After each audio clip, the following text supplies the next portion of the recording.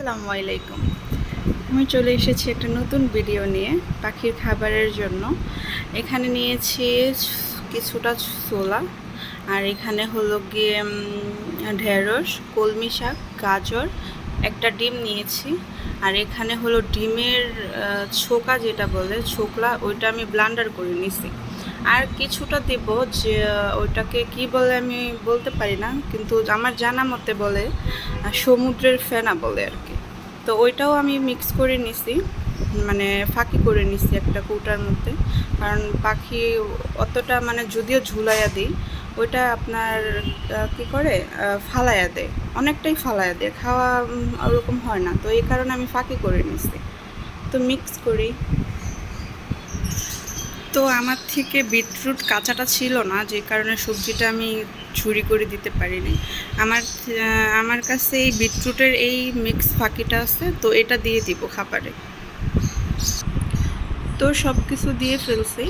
তো আপনাদের আরেকটা কথা আমি বলে রাখি, আপনারা যারা বাজার থেকে কি কলমি শাকটা ভালো করে ধুয়ে নেবেন। কারণ কলমি শাকটার মধ্যে তারা যারা এই যে কলমি শাক বিক্রি করে বাজারে, তারা তো ওইখানে ওষুধ দেয়। ওষুধটা যে ভালো করে ধুইলে আর কি ওইটা থাকবে না, পাখিদেরও কোনো সমস্যা হবে না।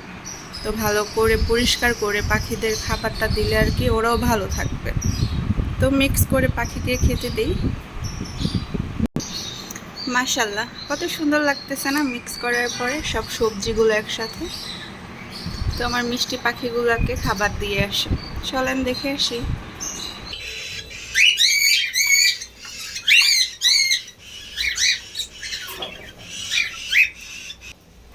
মাশাল্লাহ, খাবার খাচ্ছে।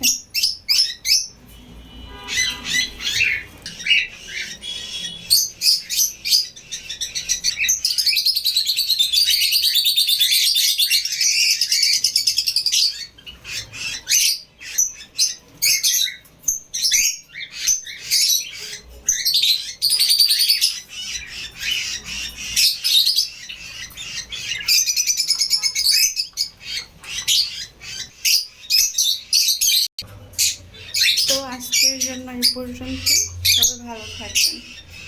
আসসালামু আলাইকুম।